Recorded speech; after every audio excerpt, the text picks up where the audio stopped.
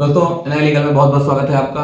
जैसा कि आप जानते हैं कि हम एक सीरीज चला रहे हैं लोगों को जागरूक करने के उद्देश्य से, जिसमें कि हम कानून की सिंपल लैंग्वेज में कानून को जो है परिभाषित करते हैं। हमारे साथी नए लीगल के जितने भी अधिवक्ता आते हैं वीडियो में बताते हैं आपको कानून की वजह। आज हमने आमंत्रित किया है अपने साथ में हमारे बहुत ही घनिष्ठ मित्र भी हैं और हमारे जो है साथी अधिवक्ता मिस्टर आर्यन मिश्रा साहब का, जो कि रेरा एक्सपर्ट के तौर पे अपनी सेवाएं कई वर्षों से जो है वो देते आ रहे हैं एज एडवोकेट के रूप में।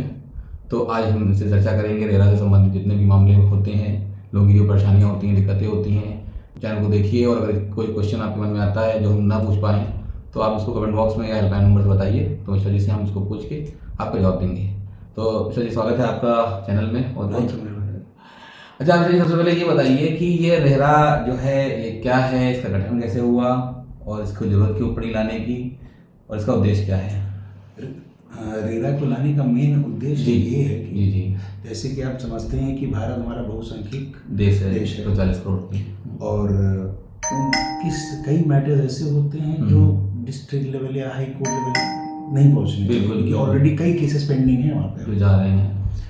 और कंज्यूमर फोरम भी अपने कई मैटर्स को देखता है, तो इसी को ध्यान में रखते हुए एक पर्टिकुलर अलग एक एक्ट बनाया गया। बिल्कुल RERA act, RERA real estate regulatory authority, जो सिर्फ रियल एस्टेट के सेक्टर के मामलों को देखेगी। क्योंकि हम ये भी कह सकते हैं एक तरीके से कि बायर के हित के लिए ये एक्ट बना है और बिल्डरों को एक प्रॉपर चैनल से काम करने का निर्देश देने के लिए ये कानून आया। अच्छा, बिल्कुल।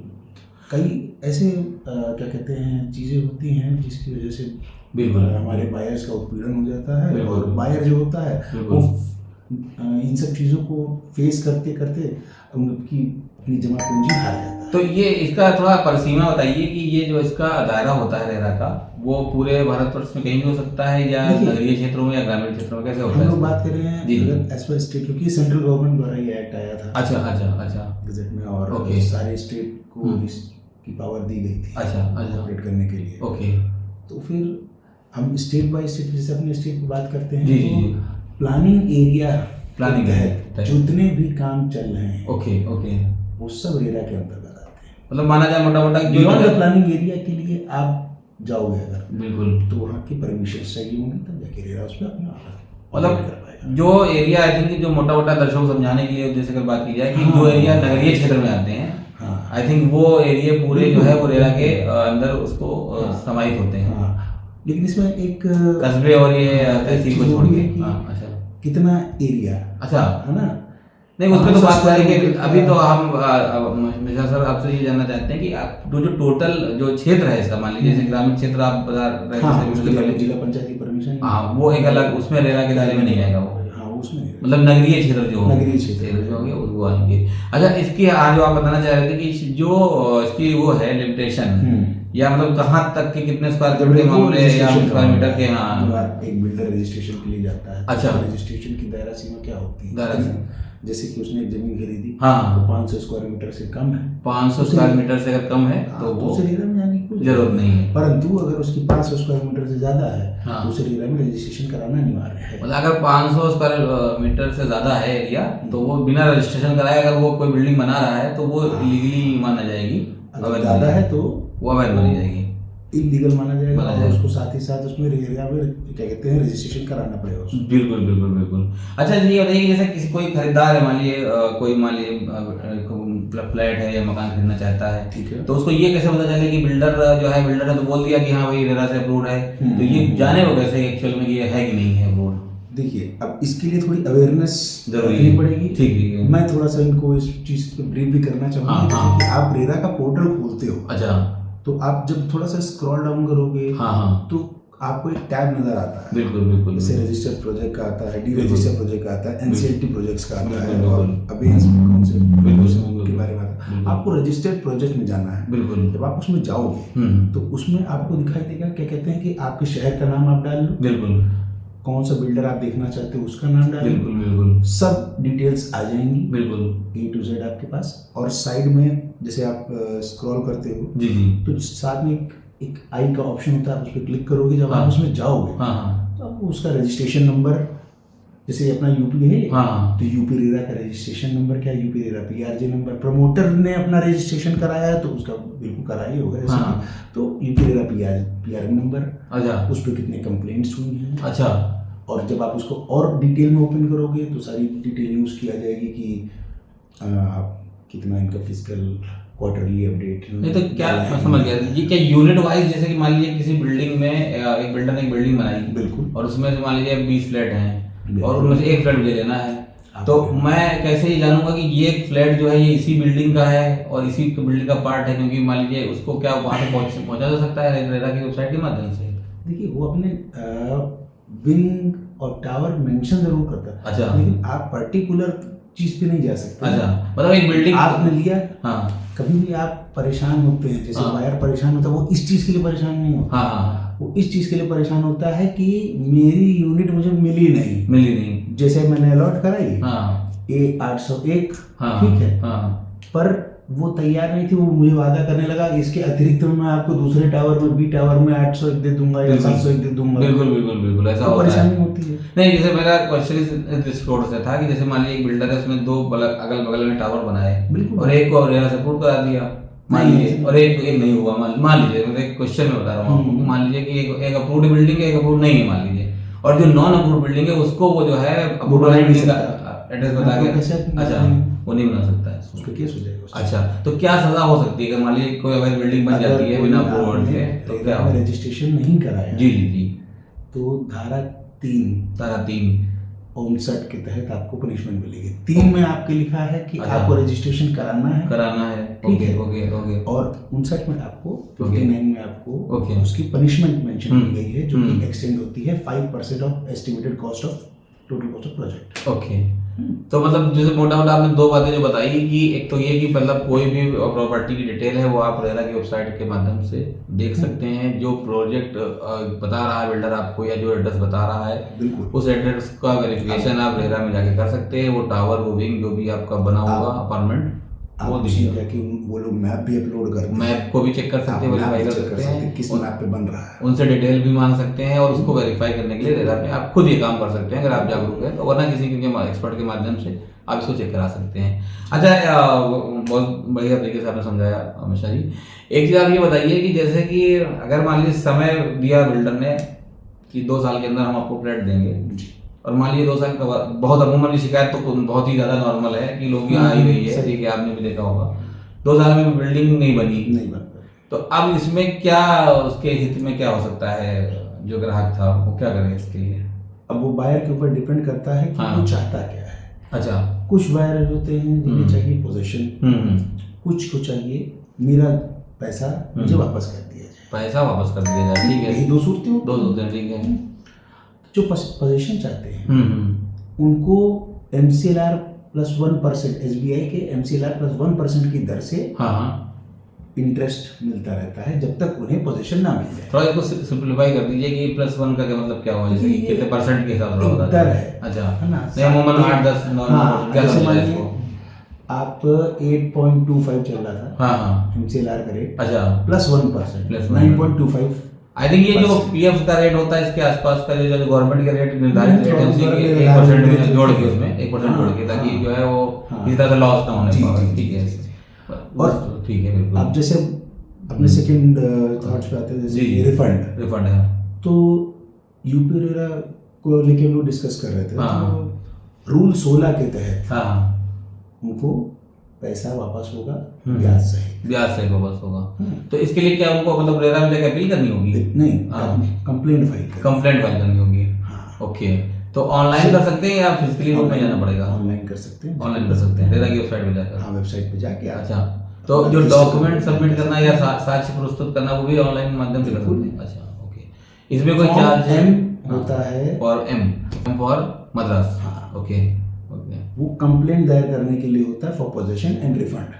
इसमें कोई खर्चा नहीं है, मतलब ग्राहक को 1000 रुपए का फीस लगती है, वो 1000 जमा करने के बाद में, और कोई कंप्लेन नंबर या कुछ केस नंबर मिलता है? बिल्कुल मिलता है, और इसको वो मतलब इसके केस के स्टेटस को भी चेक कर सकता है वो, मतलब बिल्कुल चेक कर सकता है, मतलब पूरी तरह से एक ऑनलाइन प्रक्रिया है, मतलब क्योंकि अमूमन इसलिए मैं आपसे इतना पूछ रहा हूँ कि कभी कभी ऐसा होता है कि ग्राहक मान लीजिए बैठा हुआ है कोलकाता में और प्रॉपर्टीज खरीदी मुंबई खरीद ली या दिल्ली खरीद ली, लखनऊ खरीद ली, तो जाहिर सी बात है कि वो जाए आए ये सब कर नहीं सकता, तो उसकी सुगमता के लिए मतलब ये उसको ध्यान में रखा गया है। जी जी। तो ये रेरा हर प्रदेश में मतलब भारत सरकार की जब जो ये प्रोजेक्ट है या भारत सरकार द्वारा निर्देशित है जियो के हिसाब से आपने बताया, तो ये हर मतलब माना जाए कि जितने भी महानगर हैं पूरे ऑल इंडिया में वो सब में ये रेरा अथॉरिटी काम कर रही है। महाराष्ट्र है, वहाँ पे महारेरा है, बस नाम चेंज हो गया लेकिन काम उनका वही है। ठीक है, बिल्कुल सही। अच्छा ये बताइए कि अगर मान लीजिए बहुत एक और कॉमन समस्या आती है, जैसे कि एक तो आपने बता दिया कि अगर मान लीजिए डिले होता है ग्राहक को फ्लैट मिलने में या जो भी उसने अपार्टमेंट लिया उसको मिलने में, तो उसके सब प्रावधान आपने बता दिया। एक और समस्या बहुत बड़ी आती है, अमूमन देखा जाता है कि जो वो वादा करते हैं मटेरियल लगा देंगे, ये कर देंगे, जो भी वो बताते हैं अपनी प्रोजेक्ट के टाइम में जब आप एग्रीमेंट कर रहे होते हो उस वक्त भी जो वो बताते हैं वो एक्चुअल में वो होता नहीं है। पता चला कि प्लास्टर जड़ रहा है, पता चला वाटर की जो जितने भी इक्विपमेंट लगाए हैं वो सही नहीं है, तो इसका कैसे 14 के सब क्लॉज 3 में जी बात कही गई है जी जी आपकी फिक्सचर्स फिटिंग हो या क्वालिटी कोई भी चीज को लेके अगर आपने बिल्डर एज अ बिल्डर आपने कॉम्प्रोमाइज कर रखा है, गलत किया है, तो 5 साल तक का टाइम होता है उस पोजीशन देने के बाद से, OCCC ऑब्टेन करने के बाद से बिल्डर का कि वो उस चीज को सही करा के दे 30 दिन के अंदर। अच्छा। और इसकी कंप्लेंट आप फॉर्म N के तहत आप एग्जीक्यूटिव ऑफिसर जो रेरा में है उनको आप अपील कर सकते हो वहाँ। अच्छा, ओके। तो आपका केस वहाँ एंटरटेन होगा। जैसे कि मैंने आपको कहा पोजीशन और रिफंड के लिए, तो फॉर्म N में जाएगा, M में जाएगा। अच्छा, वो M में जाएगा, बिल्कुल बिल्कुल।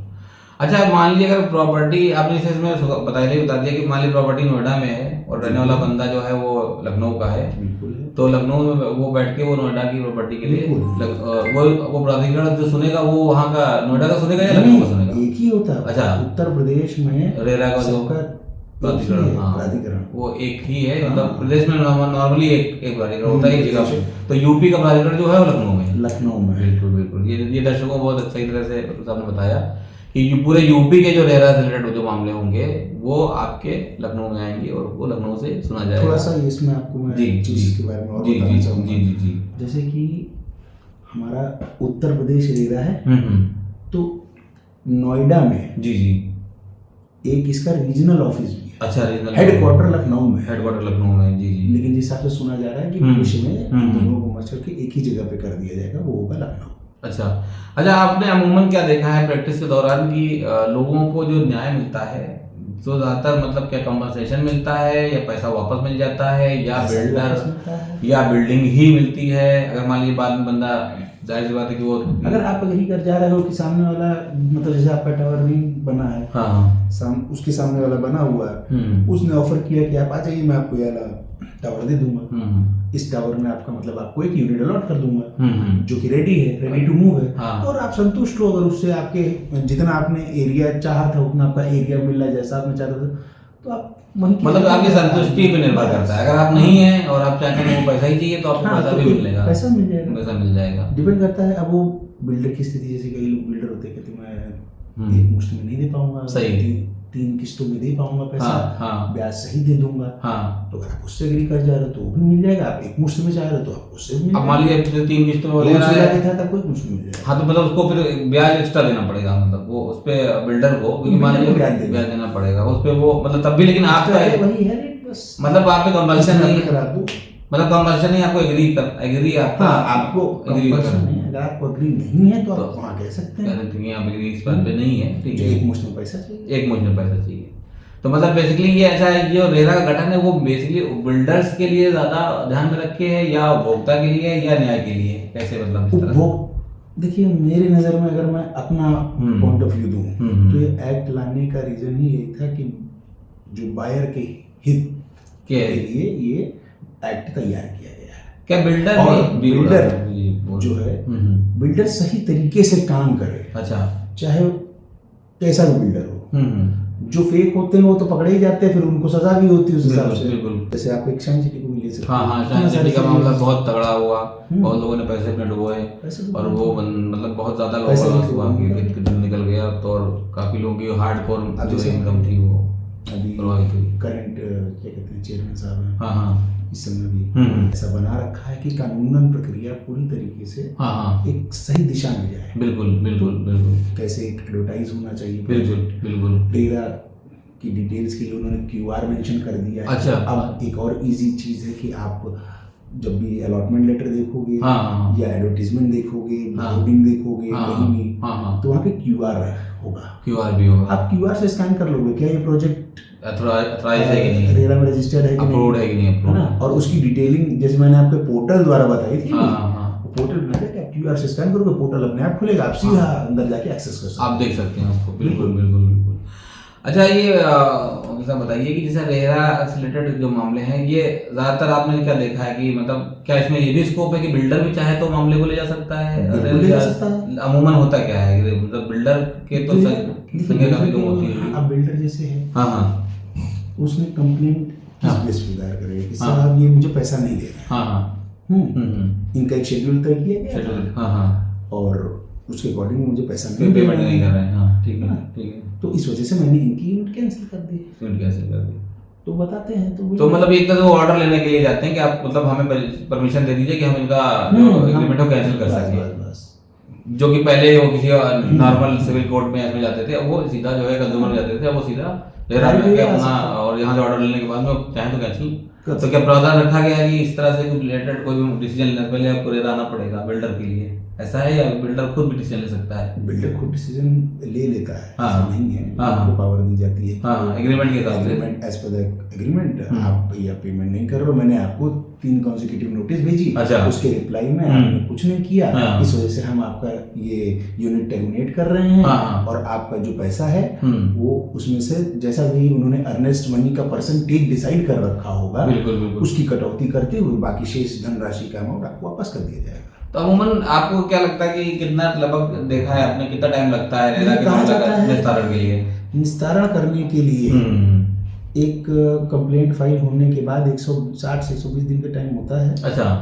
और ये आदेश पारित होने का, और उस आदेश के पारित होने के 45 दिन के अंदर अंदर अच्छा आपका पैसा कंप्लायंस जो भी आपका मामला है निस्तारित जो है वो कर दिया जाएगा। और यदि इसका कंप्लायंस अगर नहीं होता है तब अच्छा, अगर ये तो बहुत ही आपने बहुत अच्छी बात कही, तो मैं आपको पूछने वाला भी था कि मान लीजिए कि अगर इसका प्लान नहीं होता है, या मान लीजिए कि वो जो आपका ग्राहक है वो संतुष्ट नहीं है रेरा के कोर्ट के फैसले से, तो अब वो क्या करेगा, कहाँ जाएगा? देखिए जैसे कि रेरा का आपने सेक्शन 31 फॉर्म M के अंदर जब आपने कंप्लेंट फाइल की अपने रिफंड या पोजीशन के लिए और आपको आपके फेवर में ऑर्डर हो गया, बिल्कुल, परंतु बिल्डर ने उस ऑर्डर का कंप्लायंस नहीं किया, आप क्या करेंगे? धारा 63 इसीलिए बनाई गई है। अच्छा, धारा 63 कंप्लायंस को कवर करने के लिए, तो आप वही रेरा में ही धारा 63 के अंतर्गत आप जाएंगे, कंप्लेंट फाइल करेंगे, सर आपके द्वारा पारित किए गए आदेश का अनुपालन नहीं किया जा रहा है। ठीक है ठीक है।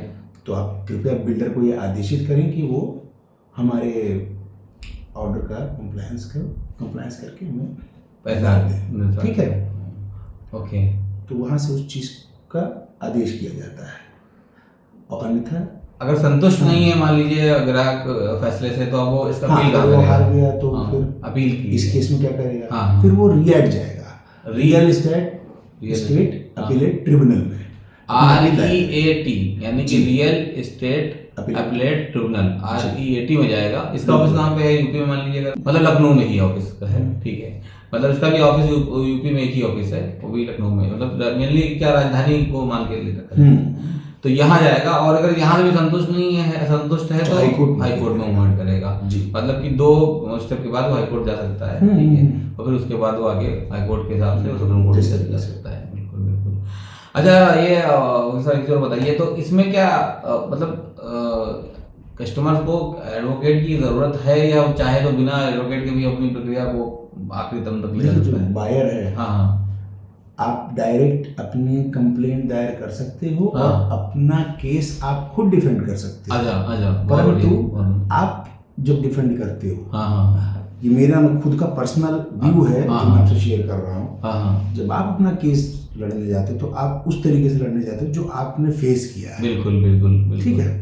परंतु जब आपका एक एडवोकेट होता है तो वो एक लीगल पॉइंट्स उठा के लड़ता है जिससे आपको फायदा होगा। जाहिर सी बात है कि सामने वाला आपका जो पक्ष है वो बिल्डर है, और बिल्डर के पास अनुभवी वकीलों की उनकी श्रृंखला होती है, पूरी फौज होती है, और आप उनका मुकाबला करने जा रहे हैं। तो आप करने को प्रावधान, आप जैसे वकील साहब ने बताया बहुत अच्छे तरीके से कि चाहें तो आप खुद कर सकते हैं, ऑनलाइन प्रोसीजर है, आप कंप्लेन से लेके आखिरी दम तक अपनी बात कर सकते हैं, और मामला बड़ा सस्पेंड होता है, पता होता है जज साहब को भी सामने की आप क्या कहना चाहते हैं और वो क्या हो सकता है कि नहीं हो सकता है। लेकिन उसमें जो कानूनी पहलू हैं या जो कानूनी उसमें जो कॉम्प्लेक्सिटीज़ हैं उनको समझने के लिए अगर आप एडवोकेट हायर करते हैं तो ये आपके लिए, जो कि अब अमाउंट भी बहुत बड़ा होता है, आपकी पूरी जीवन की कमाई कुछ कुछ लोगों की लगी होती है, एक बिल्डिंग बनाने में, एक घर लेने में बहुत पसीना बहाना पड़ता है, तो इसमें जो है अगर आप एडवोकेट की सहायता लेते हैं तो आपको जाहिर सी बात है कि उसमें कुछ ना कुछ आपको लाभ मिलेगा ही मिलेगा, और वरना आप चाहें तो आप जो है खुद भी कर सकते हैं।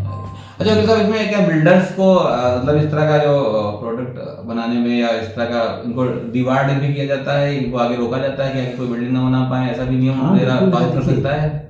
आप जैसे एक समय विधि होती है, हाँ हाँ, कि आपको बिल्डिंग बनानी है, हाँ हाँ, लेकिन आपने जमीन ले ली, आपको काम ही नहीं कर रहा, हाँ हाँ, तो आपकी जो रजिस्ट्रेशन है उसे डीरजिस्टर कर दिया जाएगा। हाँ बिल्कुल, ठीक है। और आपने अगर किसी से पैसा ले रखा है बायर वायर से, तो उस लैंड को बेच के वो सारे बायर्स का पैसा वापस करा देंगे। मतलब अगर बिल्डर या गलती करता है और उसको जो है रेरा कोड एड्रेस करती है इस बात को, तो वो उनको चाहे तो डिवार्ड भी कर सकती है कि उनको आगे रोक सकती है, मतलब किसी भी प्रोजेक्ट पे काम करने से उनको अलाउ ना करे, ठीक है, उनको अथॉरिटी ना दे कि वो बना सकें। दूसरा चाहे तो उनको जो है उसको पैसा स्टार्ट के लिए भी उनको कोड निर्धारित कर सकती है कि इनको जितने भी पेंडिंग लोगों के केसेस हैं उनको क्लोज किया जाए।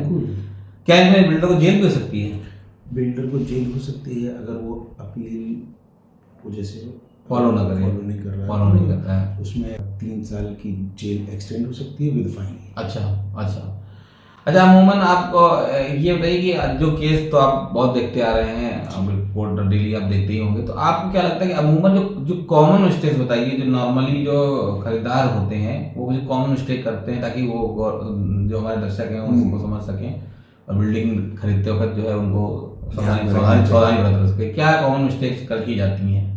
कॉमन मिस्टेक्स देखिए, आप जब जाते हो जी तो आपका अलॉटमेंट जी या बुकिंग फॉर्म जो भी वो आपको देते हैं, आप उन्हें पढ़ो। बिल्कुल, हर एक चीज़ पे आप उनसे डिस्कस कर सकते हो उस टाइम। बिल्कुल, पैसा इन्वेस्ट करने से पहले आप इस चीज़ के बारे में डिस्कशन करो। बिल्कुल, और वो भी उस पॉइंट पे जो पॉइंट उन्होंने अपने एग्रीमेंट या अलॉटमेंट में मेंशन कर रखा है, बुकिंग फॉर्म में मेंशन कर रखा है। बिल्कुल, और आप जब तक आपका एग्रीमेंट ना हो, बिल्कुल, आप 10% से अधिक अमाउंट का भुगतान उन्हें मत करिए। लीगल डॉक्यूमेंट्स, बिल्कुल, उन्होंने कितना अभी डेवलपमेंट किया है, क्या क्या वो आपको दे रहे हैं, ये सारी चीज़ उसमें उनकी मेंशन होती है। बिल्कुल, इनके ब्रोशर में होती है, डेवलपमेंट में होती है। इन सब चीज़ों को आप ध्यान में रख के आगे बढ़ें।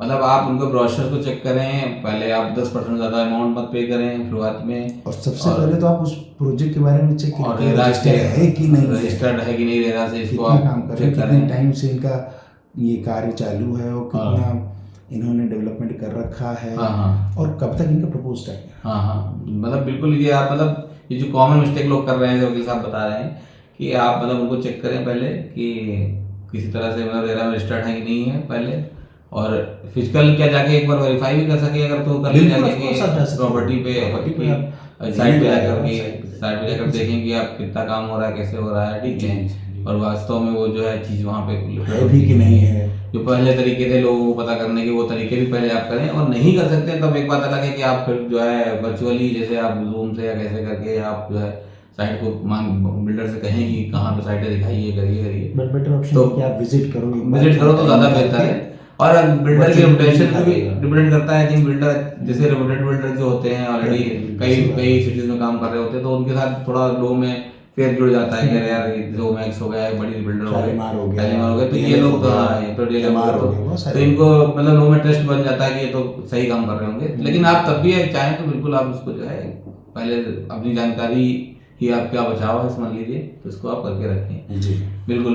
अच्छा, ये आम जनता को क्या आपको लगता है कि आम जनता को रेरा की जानकारी जैसे कि बहुत कम होती है, अमूमन लोग नहीं जानते। आई थिंक मकान खरीदने या रेरा के मामले में आने से पहले लोग जानते नहीं है, तो क्या आपको लगता है कि ये जानकारी बहुत ज़्यादा मतलब विस्तृत रूप में होनी चाहिए, आखिर काम ही आती है? बस देखिए, जैसे चीज़ जब आप खरीदने जा रहे हैं तो उससे पहले आपको जानकारी होनी चाहिए। बिल्कुल। अच्छा, छोटे बिल्डर्स जो हैं वो भी दायरे में आते हैं? छोटे मतलब इसमें कोई क्राइटेरिया नहीं, इसमें कोई क्राइटेरिया नहीं है कि कोई बात है। अगर वही जो आपने बताया मोटा मोटा कि 500 मीटर के ऊपर कोई भी बिल्डिंग बिल्डर द्वारा बनाई जा रही है, या फिर आपके 8 टावर बनाए जा रहे हैं, या फिर 8 मंजिल है वो आपकी 8 मंजिल, तो 8 टावर यानी कि अगर बनाया है तो अगर 500 से कम भी है तो भी वो आएगी। 8 मंजिल के ऊपर अगर आप बना रहे तो आपको रजिस्टर कराना पड़ेगा। रेरा से तब भी रजिस्टर करना पड़ेगा। ये भी बहुत बड़ी जानकारी होगी साहब ने दी कि या तो 500 वर्ग मीटर का से ज़्यादा एरिया हो, या फिर वो 8 मंजिल अगर उससे कम एरिया है मान लीजिए तो और 8 मंजिल के ऊपर टावर पर जाएगा तब आपको रेरा से रजिस्ट्रेशन लेना ही पड़ेगा। अगर आप नहीं ले रहे हैं तो वो अवैध माना जाएगा।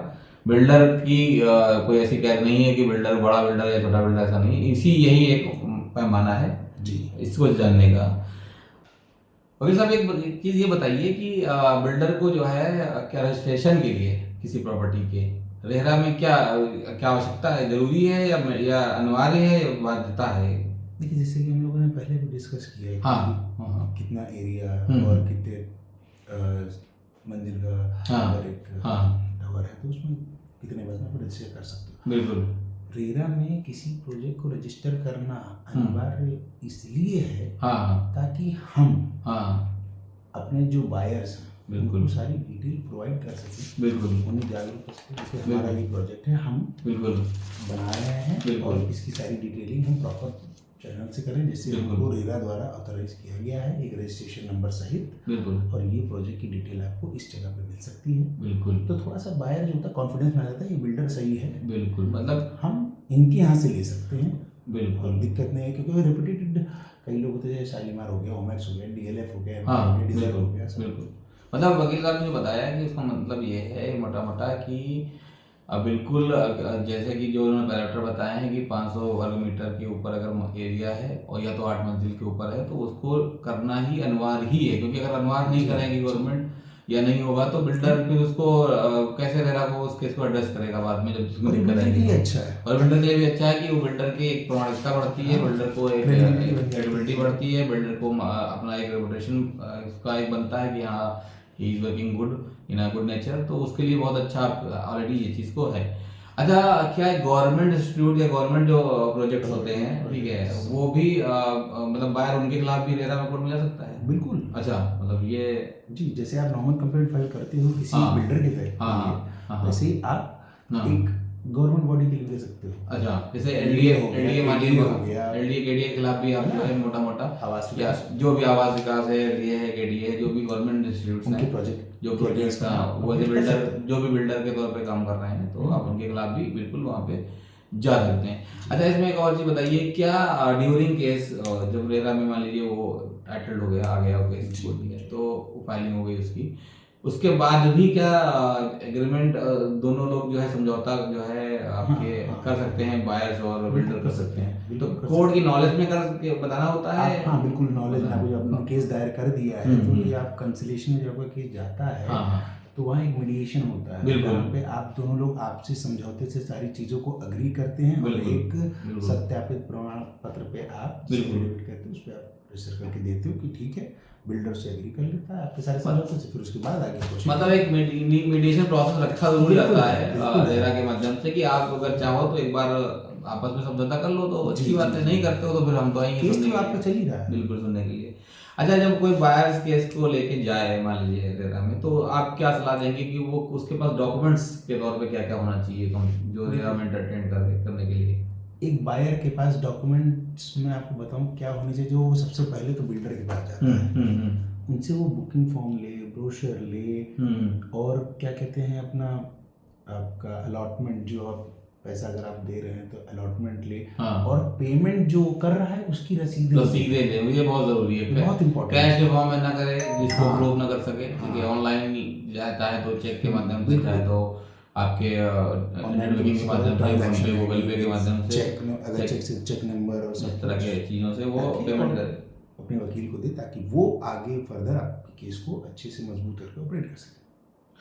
अच्छा, जैसे कुछ लोग लोन लेते हैं, मान लीजिए लोन के थ्रू बिल्डर से जो है कराते हैं, बैंक से लोन ले रहे हैं, उसमें उनके पास डॉक्यूमेंट तो रहते नहीं ज़्यादातर, मतलब डॉक्यूमेंट तो बैंक ले लेता है, तो अभी क्या कर सकते हैं वो?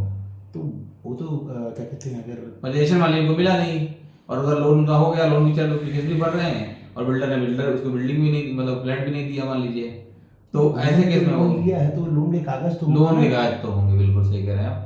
मतलब इस तरह, क्योंकि इसमें इस तरह के बुकिंग फॉर्म होगा जो उन्होंने बुक कराया है, फॉर्म होगा, पेमेंट जैसा उन्होंने किया वो बिल्कुल। तो उनका मतलब जो है अधिकार अभी रहेगा केस करने का, ठीक है। लोन वाले जो ग्राहक, जो दर्शक हैं, वो भी समझिए इस बात को कि उनका भी राइट है कि वो जा सकते हैं और जो भी पेपर्स उनके पास में है केस से संबंधित, तो प्लस लोन से संबंधित और प्रॉपर्टी से संबंधित, उसको सबमिट करें। आप लोग अपने रेरा के धारा 19 में जो अलॉटीज होते हैं, बायर्स होते हैं, उनके भी राइट्स एंड ड्यूटीज मेंशन है, आप उसको फोकस कर सकते हैं। कोई चीज अगर आपको दिक्कत करे तो आप पढ़ सकते हैं। अच्छा, कोई बड़ा मामला जैसा बताइए जिसमें कि किसी बायर्स को या किसी ग्रुप ऑफ बायर्स जो थे, कई लोग थे, मान लीजिए कोई सोसाइटी का मामला हो या कोई भी ऐसा मामला जो थोड़ा सा न्यूज़ में भी आया हो, लाइमलाइट में आया हो, कि उसमें आपकी नज़रों से गुजरा हो या आपने देखा हो कोर्ट में, या आपका मामला हो जिसमें कि न्याय मिला हो, बहुत अच्छा न्याय जिसको कह सकते हैं कि मतलब कि बिल्डर के हक, सॉरी बायर के हक में मिला हो, ऐसा कुछ मतलब कोई केस, कोई अच्छा एक केस था, वो कौन सा? नीलकमल के केस था। अच्छा, वो आपके ऑर्डर्स में भी रेरा के काफ़ी मेंशन होता है। अच्छा। और एक केस आपका जैसे न्यूटेक प्रमोटर्स को लेके था, न्यूटेक प्रमोटर रेट्रोस्पेक्टिव है। अच्छा, मतलब पूर्व को ध्यान में रख के किया जाता है, हाँ, आगे को रख के ध्यान में किया जाता है। एक तरह से मतलब डायरेक्शन उसका जो है, या नज़ीर के तौर पे उसको यूज करते हैं। बहुत ही लैंडमार्क जजमेंट थे। जैसे आपने अपनी प्रैक्टिस के दौरान आपका कोई केस किया जिसका करना चाहें ना? बिल्कुल, जैसे कि आपका एक था ओमेक्स के अगेंस्ट में था, ओमेक्स के में, ठीक है। तो उसमें क्या होता है कि जो बायर है, उसने गलती क्या की थी? जी, उसको अमाउंट चाहिए था। जी, एक मुश्त में पूरा अमाउंट अपना चाहिए था। बिल्कुल। तो उसने क्या किया कि अपने रिलीज शॉट में तो ये लिख दिया कि मुझे 1 शॉट पेमेंट चाहिए, बिल्कुल। बट उसने एग्रीमेंट नहीं पढ़ा था। अच्छा। ओमेक्स का जो एग्रीमेमेंट था उसमें साफ ये मेंशन था कि 10% आपका जो जमा अमाउंट है, उसमें से जो उनकी अर्नेस्ट मनी है उसे डिडक्ट करके हम आपको पैसा वापस कर देंगे। अच्छा। उन्होंने थोड़ा सा ज़्यादा किया था, ज़्यादा डिडक्ट कर लिया, ज़्यादा कर दिया था। मतलब मान लीजिए अगर आपका 1 लाख होता है, 10% उन्होंने 4 लाख कर दिया था। 4 लाख कर दिया, बिल्कुल। उसमें से उन्होंने अर्नेस्ट मनी का डिडक्शन जितना भी परसेंट उन्होंने मेंशन किया था, मैं अभी उसे डिस्कस नहीं करूँगा, जी, ये तो सबका अलग अलग होता है। तो उन्होंने जितना भी किया था उतना उन्होंने डिडक्ट करके आगे को फिर देना पड़ा, वापस करना पड़ा, बिल्कुल। अच्छा अभी साहब, ये क्या रेगुलेशंस जो होते हैं वो बिल्डर के लिए होते हैं, वाइड जिसके वो बाध्यकारी के लिए होते हैं, रेरा के द्वारा निर्देशित कौन से इंस्ट्रक्शन होते हैं जिनको मानने ही चाहिए, मतलब एक बिल्डर को? एक स्पेसिफिक लेआउट प्लान होना चाहिए, बिल्कुल। लेआउट प्लान के अकॉर्डिंग पे उन्हें काम करना चाहिए, बिल्कुल। और क्या वो बिल्डर को डिलीवर कर रहे हैं, बिल्कुल, क्वार्टरली बेसिस पर अपनी रिपोर्टों को अपलोड करते रहना चाहिए। ये सारे फंक्शंस जो हैं सारी धारा 11 में बिल्डर के लिए नियत किए गए हैं। अच्छा, बिल्कुल। अच्छा, क्या ये जैसे मान लीजिए कोई ऐसा भी हो सकता है कि जो आपका बायर है वो कंज्यूमर कोर्ट भी चला जाए और रेरा भी चला जाए, क्योंकि कंज्यूमर भी एफिशिएंसी ऑफ सर्विसेज को देखती है मामले को, और आपने बताया कि रेरा भी जो है केस को 2 जगह एंटरटेन नहीं किया जा सकता। मान लीजिए आपने कंज्यूमर कोर्ट में अपना केस फाइल कर रखा है और आप रेरा में फाइल कर दिया, वो केस का जब तक एक जगह से निस्तारण नहीं हो जाएगा, दूसरी जगह पे उसे अभियान में डाल दिया जाएगा। अच्छा, तो क्या ये बताना होता है जाके कि मान लीजिए हम कंज्यूमर पहले जा चुके हैं? ये चीज़ अब वैसे तो बताती हैं सब लोग, केस चल रहा है, पर लूज पॉइंट हो सकता है आपके लिए, क्योंकि लेकिन तब इसीलिए तब वो होल्ड कर देते हैं ना। अगर आपका इधर से भी डेट मैच करिए, उधर से भी, एक बात बिल्डर को पता ही है, जाहिर सी बात है, तो साहब कह देगा सर वो तो मुझे कंज्यूमर में ऑलरेडी इस चीज़ को लेके रोक के रखे, आपका केस हल्का हो जाएगा। बिल्कुल। अच्छा, जैसे कि आपने बताया कि अब अमूमन अच्छा आपको सलाह क्या आपकी है कि इसे बुकिंग करते वक्त आपने बता ही दिया कि 10% ज़्यादा पेमेंट मत करें, पहले तो हर तरह से बिल्डिंग की जो है वो चेक कर लें, और ब्रोशर से लेके जितने भी आपने एग्रीमेंट किए हैं उसके क्लॉज को अच्छी तरह से पढ़ें, समझें, उसको उसको ये मत सोचें कि ये बहुत ही लेंथी है तो मैं कैसे पढ़ूंगा, या तो ये किसी एक्सपर्ट की एक्सपर्ट एडवाइस दीजिए, एक्सपर्ट से उसको पढ़वाइए। हो सकता है कोई जैसा क्लॉज हो जो आप ना समझ पा रहे हो, आपने जल्दी में साइन कर दिया, बाद में आपके खिलाफ जा सकता है, तो उस पर भी आप बिल्डर्स को चेंज कराने के लिए भी बोल सकते हैं। ऐसा हो सकता है कि मतलब आप एग्रीमेंट को जो है रिफाइन करा लें, बिल्डर से मान लीजिए बिल्डर एग्रीमेंट कराना चाह रहा है, उनका एग्रीमेंट जो बुकिंग फॉर्म होता है वो अगर चाहेंगे, वैसे तो ऐसा चाहेंगे नहीं, क्योंकि इतने सारे उनके बायर्स होते हैं, तो कहते हैं जब किसी और को दिक्कत नहीं तो हम आपके लिए एक सिंगल पर्सन के लिए अपना ये नहीं चेंज करेंगे।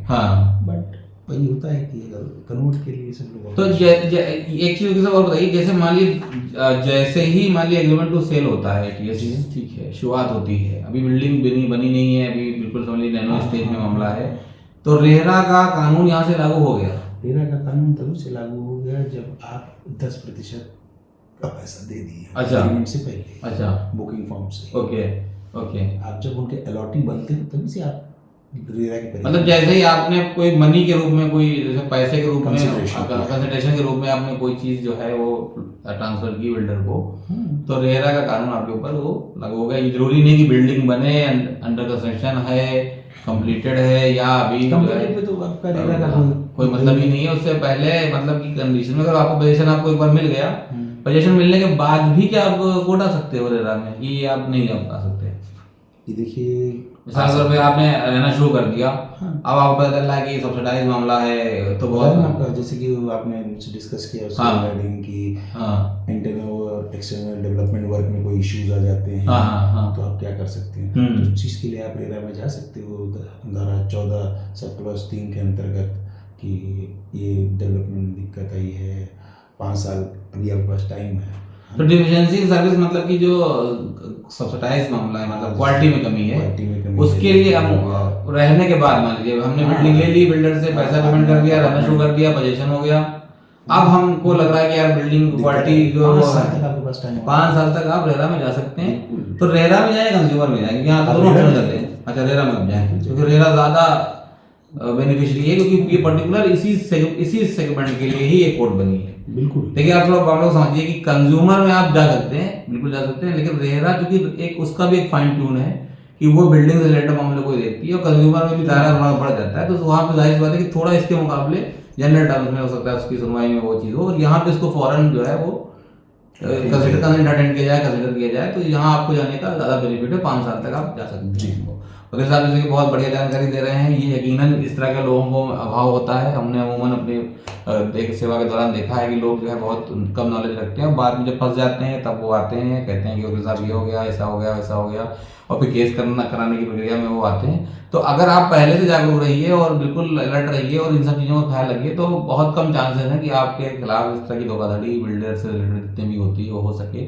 शायद आपको जरूरत ही ना पड़े, आप खुद सक्षम हैं। और आज के टाइम में बिल्कुल भारत सरकार भी इस चीज़ को बहुत प्रमोट कर रही है कि ज़्यादातर डिजिटलाइजेशन हर चीज़ को हो रहा है, ऑनलाइनकरण हो रहा है, ज़्यादातर कोर्टों के द्वारा फैसले, कोर्ट के स्टेज, कोर्ट के मैटर्स, ऑर्डर्स, प्रीवियस ऑर्डर्स, आप सब ज़्यादातर जो है आप जो है ऑनलाइन प्रोसीजर से माध्यम से पता कर सकते हैं। बिल्कुल। आपको आने की, स्वयं व्यवस्थित होने की भी ज़्यादा जरूरत नहीं होती है। और रेरा में भी बाकी ट्रिब्यूनल की तरह ये लीनियंसी है कि आप चाहो तो वकील साहब के माध्यम से भी अपना केस को कैरी ऑन करवा सकते हो, और आपका काम विवादित ना हो और आपको फैसले में तुरंत न्याय मिल सके। तो वकील साहब ने आज बहुत बढ़िया जानकारी दी, बहुत अच्छे तरीके से मामलों को जो है समझा। आप लोगों के मन में अगर कोई क्वेश्चंस हैं, कोई डाउट हैं, रह गए हैं, तो आप चाहें तो जो है आप कमेंट बॉक्स में आप पूछ सकते हैं। आप अगर दर्शकों का प्यार बना रहेगा और आपकी जिज्ञासाएं रहेंगी, तो हम वकील साहब के साथ में एक लाइव सेशन भी कर लेंगे, जिसमें कि वकील साहब लाइव तरीके से आपका जवाब देंगे। और अगर आप चाहें तो मेल के माध्यम से भी हमसे क्वेश्चन अपने पूछ सकते हैं, वकील साहब से उत्तर लेकर आपको उसका उत्तर पहुँचा दिया जाएगा, दे दिया जाएगा। ये हाँ सब हम लोगों को जागरूक करने के उद्देश्य निःशुल्क तरीके से कर रहे हैं, ताकि आप लोग जागरूक होइए, आप समझिए, अपने अधिकारों को समझिए, और जो है क्या क्या आपकी घर की गाड़ी कमाई जो है, आपकी मेहनत के पैसे हैं, वो आपके बर्बाद ना हो और आपको फ़ायदा मिलता रहे। तो उम्मीद करते हैं आपको वीडियो पसंद आया होगा। चैनल को लाइक कीजिए, सब्सक्राइब कीजिए और लोगों तक पहुँचाइए।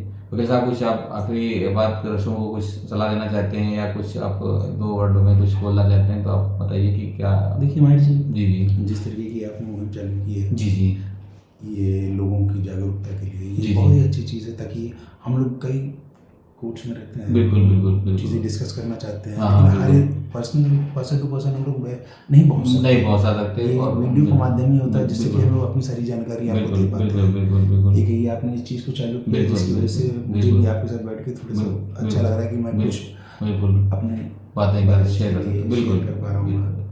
तो दर्शकों बहुत बहुत धन्यवाद आपका। उम्मीद करते हैं मिलते हैं आपसे एक नेक्स्ट वीडियो में। ठीक है, तब तक धन्यवाद, नमस्कार।